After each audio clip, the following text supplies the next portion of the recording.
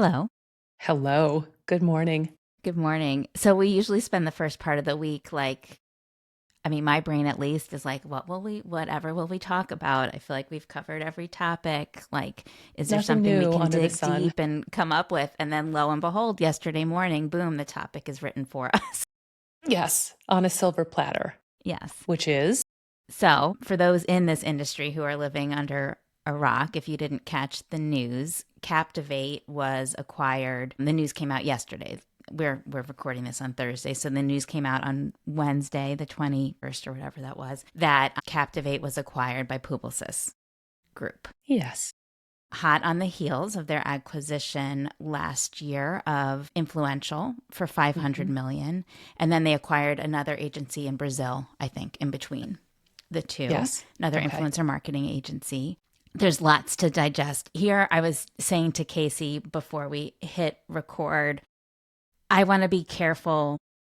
I don't want to come off as being on the defensive. I think when you are a founder led agency and you see this big news and everyone going gaga, and it's like literally all that anyone's talking about, we're running our businesses here. And I think, sure, there's always this level of, thank goodness we didn't see a number like 500 million again. That was rough Well, to I have see thoughts that. about the number behind this. Yeah, I think we both have thoughts as to why this number wasn't shared publicly. Right, because I think they're embarrassed. Yeah. I think everybody involved. Okay, let me not start because when I start, I might not So stop. there's so much to cover. I'm not sure where to start either. Why don't we start with like top down? So start with some of the why, because I think that's where I'm a little bit on the struggle bus. Certainly from Mm. a publicity perspective, and wow, Publicis is going all in and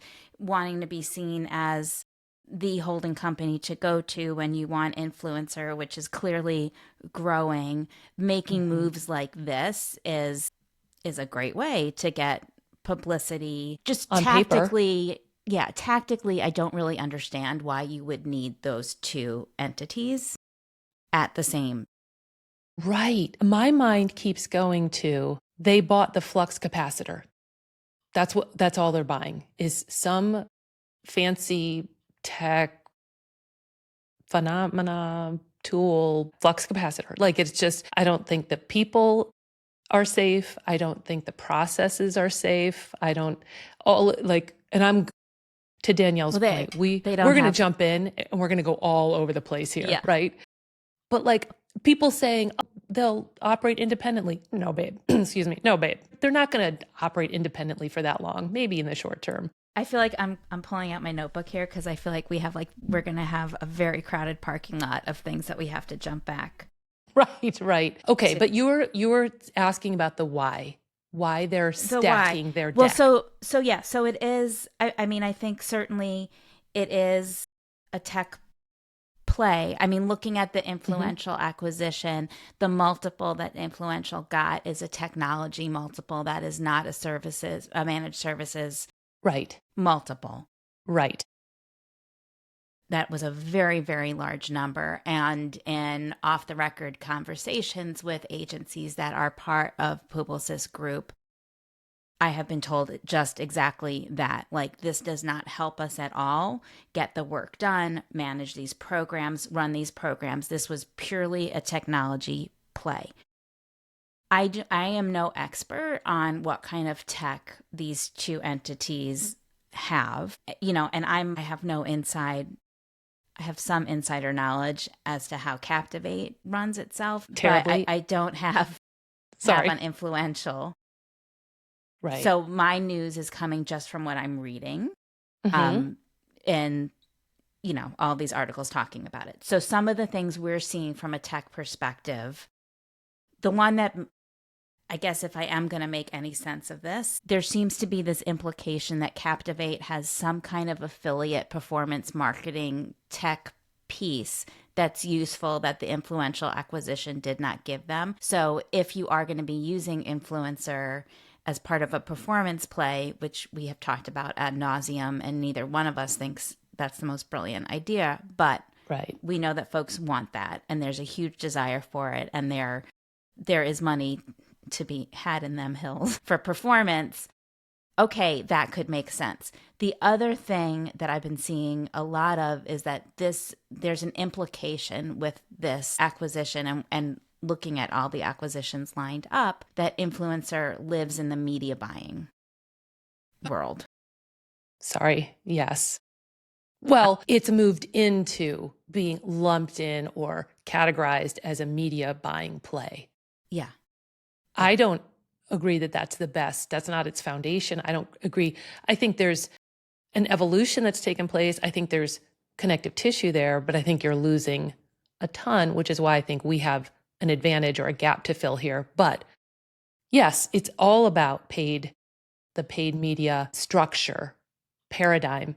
And this is a bigger maybe conversation, but the whole industry is galloping toward what's understandable. And everybody thinks hard numbers are understandable, and therefore performance metrics, which marry or are synonymous with paid media, are so much more comfortable for anybody to say, I can prove the worth here, I can prove what we've done. Okay, but it's still different than influencer marketing at its core, which is a top of the funnel, brand awareness, community building. There's a lot of soft metrics in there. Well, and you asked me, you saw a quote this morning from, so Keith Bendis from Linkia, who's another influencer marketing agency, wrote about this today on LinkedIn.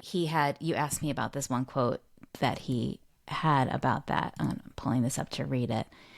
All of that paid media is now living and dying with strong creator content. What I interpret that, I kind of agree with that. Like, it's sure, like I agree with you that influencer is at its strongest at top of funnel. But if it is going to live in this paid environment and be kind of fueling all of the creative content that is being placed by these media buying agencies, it has to be good. And there has to be creativity there. And it's not just numbers, to your point. Like you can't plug something in. Like I saw this AI influencer post yesterday. People were calling it like Pilates Gate or something. It was selling some kind of Pilates something. And there was this AI woman doing like a plank, and she had like 7 fingers on one hand. Forget the 6-pack. Yeah. She had a 13-pack and 7 fingers. Okay. So yeah, like there has to be some creativity there. And so making this, I don't know, my brain's all over the place, but I think that's what Keith meant by that comment. Like paid media is all well and good, but at the end of the day, like it's going to live and die by the quality of that content. And you need to have the people in place to find the right influencers to tell those stories, to make sure that they are retaining their creativity and can be interesting and funny and organic and moving and engaging, while at the same time slipping in key messages. Like there's a lot that goes on behind the scenes that is separate from having a fancy wingding software that can let you know if a purchase was made.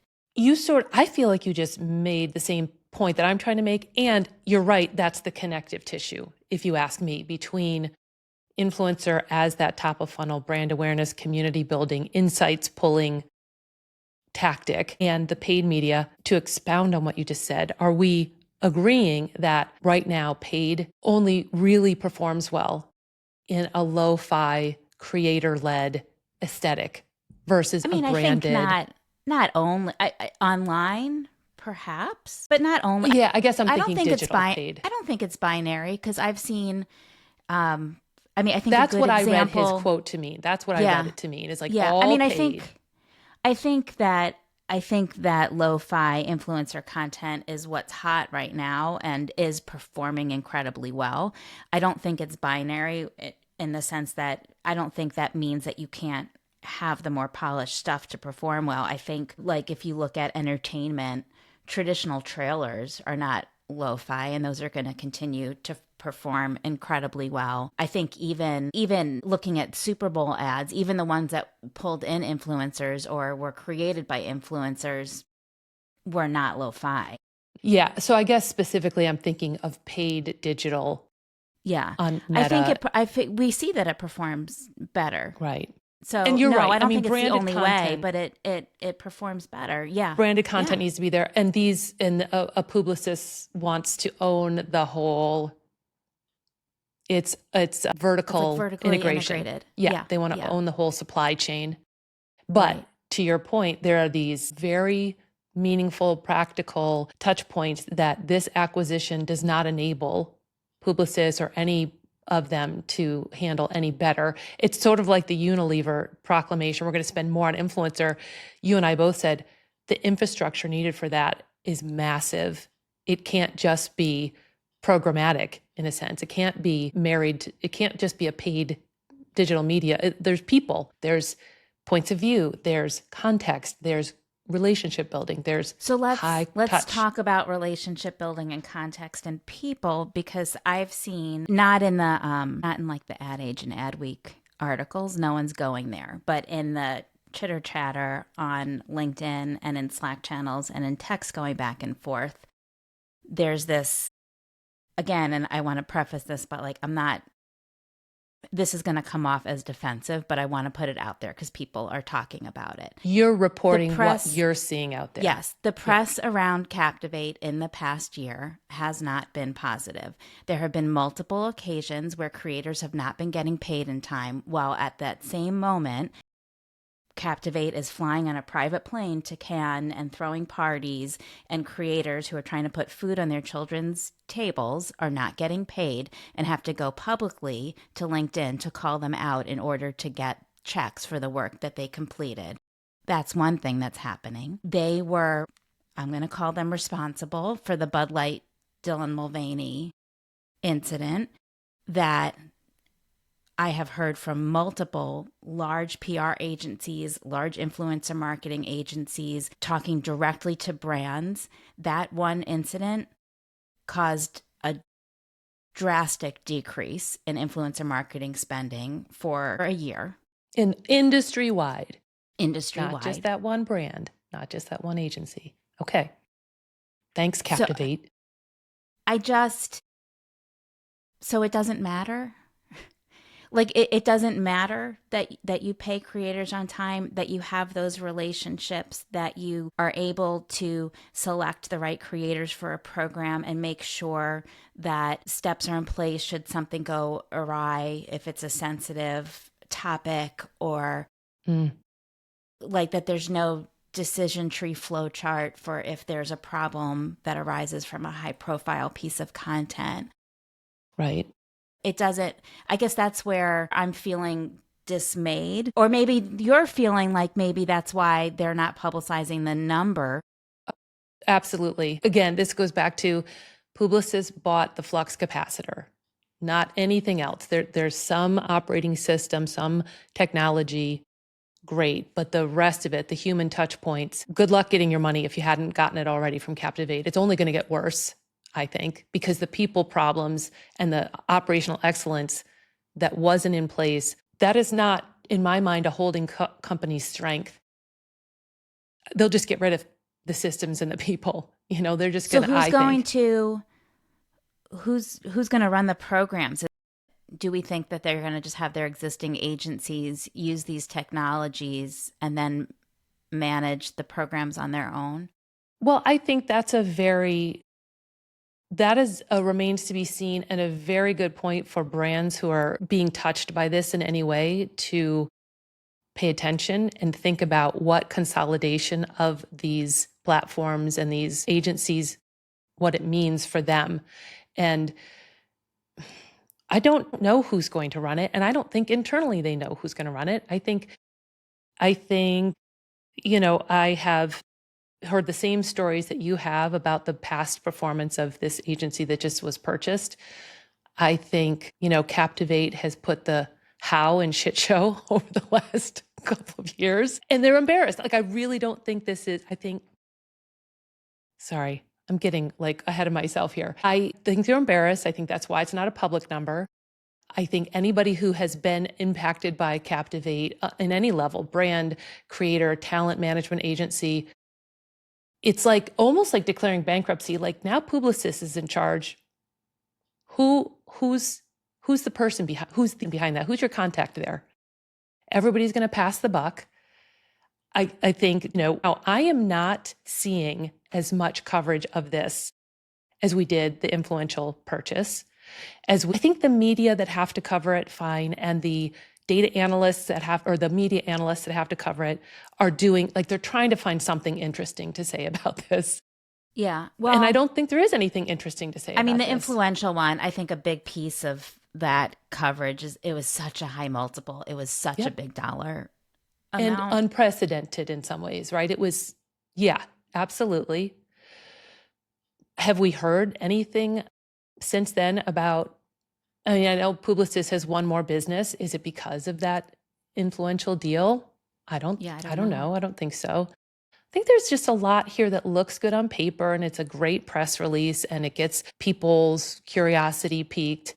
I don't think it moves the influencer marketing industry forward in any significant way in terms of evolving our processes or standardization. I actually think it's almost like a contradiction in terms. I think Publicis now is in a place to set the bar for a lot of things with this consolidation. I don't know that it will always be in the right way or to the benefit of all players in the industry. I think it will be to make money.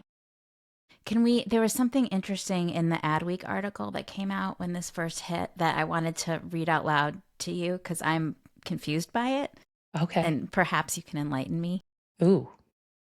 I don't want to let you down, my friend, but both companies' platforms, so this is referring to both Influential and Captivate, will be plugged into Epsilon's Core ID identity platform. So Epsilon is a tech company that Publicis also owns. As Publicis Group aims to build, quote, the world's most powerful connected influencer platform, per a press release. Together, Influential and Captivate offer access to more than 15 million creators, covering both 95% of mid-tier influencers and 90% of creators with over 1 million followers. Covering both 95% of mid-tier influencers and 90% of creators with over 1 million followers, according to the release. So here's where I'm confused. Everyone has access to 95% of all. Yes, this is my point, that this industry, and I don't know that we're unique, the powers that be or the decision makers are so much more comfortable with these hard, tangible data points and metrics because it feels like it anchors it in something real. But when you dig in a little bit, it means nothing. Anyone can discover all the, you still have to vet. I read something. They don't have these people opted in. They are not authenticated, Well, and now we're seeing, there was a LinkedIn post this morning from, is it pronounced Andrea Moyes? I talk to her all the time. Yeah, is that, I don't know how you. I don't know. Apologies. We'll go with that. Yes. Andrea, you need to tell us how to pronounce your name. But she was saying that the number of emails that she has to send out to get responses now, it has just climbed dramatically. There's so much noise out there. And then with all these AI agencies popping up that are just doing that outreach automatically without a human having to sit and do it. Mm-hmm. What that means is that creators are just getting thousands and thousands of emails to them, and it's making it even harder to break through the clutter and get a response. So it doesn't matter that you can access 95%, 90%. I'd actually argue they have access to 100%, as we all do. Right. It's not about being able to. It's not volume. See that they're there. It's being able to find the right ones, reach out to them, get them to respond, be able to negotiate, make sure the numbers fit. Are they okay with doing this program? Do they like this product? Did they not say something offensive in the past 6 months that would come back to bite the brand? Yeah. It's really interesting. I was just talking to a reporter about the AI solutions flooding the market for that discovery, vetting, onboarding, negotiation piece. And you bring up a really excellent point that because AI has no emotion, AI has sort of unlimited capabilities to do this. As one of the ads on LinkedIn says, no coffee breaks needed, no PTO, no family, no soccer matches to get to. Yeah, so it can pepper these. That's a terrible idea. It's making it harder for influencer marketing to be effective because we can't break through. I hadn't even thought about just what the scale looks like on the creator side. And a bigger piece you bring up here, and I wonder if we want to contextualize this conversation, is this Publicis acquisition spree helps Publicis. How does it help the creators or influencers? I haven't necessarily thought about it, but my guess is, in a very boots on the ground level, goodbye to any debt that they, anything they owe you if you're a creator. Do you really think, I feel like they will get paid. I feel like this means that they would get paid. I think the bureaucracy involved for $10,000, I don't know. Who are you going to for that? Because now there's nobody in charge, at least for 6 to 12 months. Who's in charge of that now? The person who was handling account, if they didn't pay you before, now what are you going to say to them when they have to now scale it up? I'm just thinking about the logistical, operational, organizational nightmare that's about to, So maybe it's not lack of wanting to or some policy against it or willful. I just think all of a sudden it became that much harder to get paid, I think. So how else creators are benefiting from this? Now it's consolidated. Now Publicis gets to set the rates and set the compensation paradigms, and if like it or lump it. So the more this happens, the more consolidation happens. And does the more this creators favor, lose. I think this also, we've talked a lot about how from a performance marketing perspective, there's a very, very small percentage of influencers who are skilled at driving that click to purchase. It's just a very specific skill set. I think this favors them because I think that software can identify the people who are doing, especially if you have software that is measuring actual conversion rates. Like the folks that are doing that are going to again, rise to to me the it's top. like you have a hammer, so everything's a nail. So because we can measure the effectiveness of affiliate marketing, affiliate marketers, affiliate influencers, because of last click attribution and all of that, now that's the only influencer that's valuable, but it's only because we can measure it in a way that satisfies the itch. So yeah, it probably does lean toward those folks. My thinking cap goes on around how we can start to identify using AI, using any of this proprietary technology, other ways of measuring, more important ways of measuring the brand awareness, consumer sentiment that traditional influencers drive. It doesn't seem like anybody's in a rush to do that because they can lean into the affiliate performance, growth, last click attribution, tracked links. It's just easy. So that's where it's headed. But I don't think that means the other piece is dead. I think that it's being ignored at the peril of the brands who are ignoring it, which I don't know that brands are in general, but they're being told. Well, not every brand needs a direct purchase. No, or can. Right. Or not can every brand do is D2C.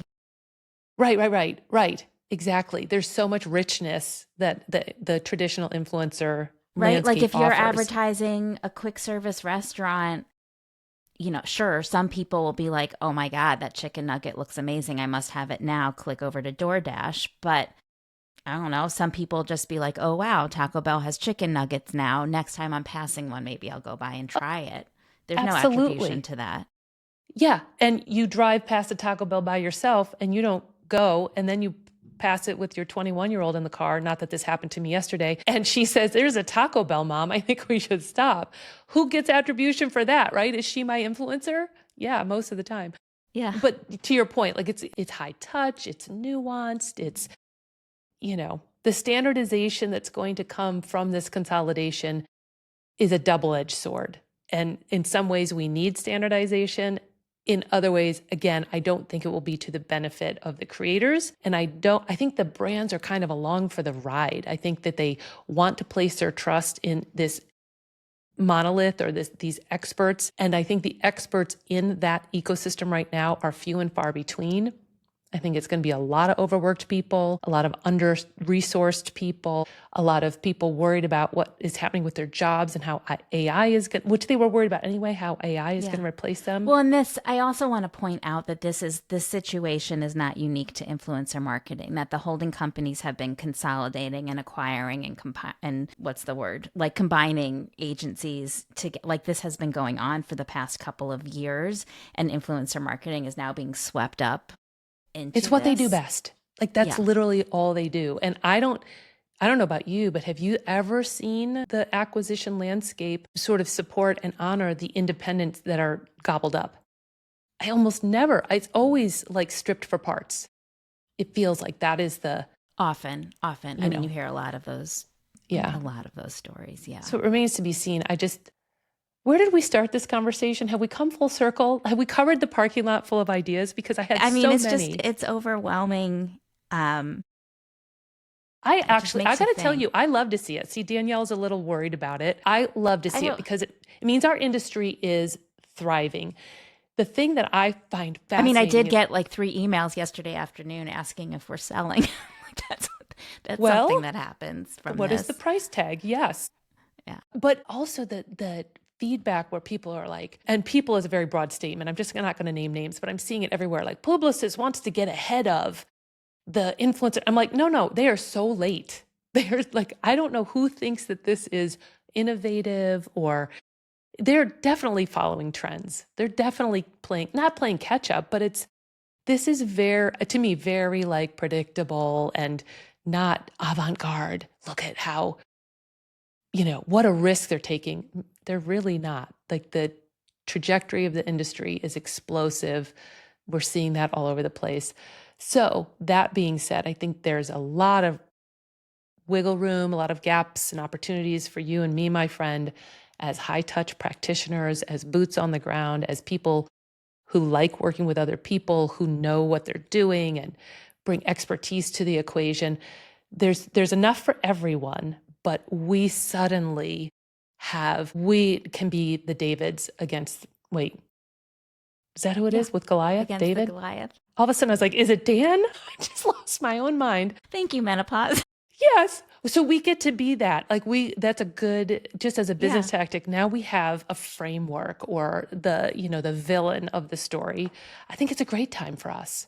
Yeah. We offer so I much still value. love what we're doing. I think just, the social justice seeker in me gets bummed when people who have been bad actors get rewarded in some way. But you're not sure they've even been rewarded. So yeah, who knows what that deal was? I see your meaning. Like they're in the spotlight. They're in it. It's like grab grin next, right? Then take them, because it seems like if that's the MO. Although they're trying to do some damage control too.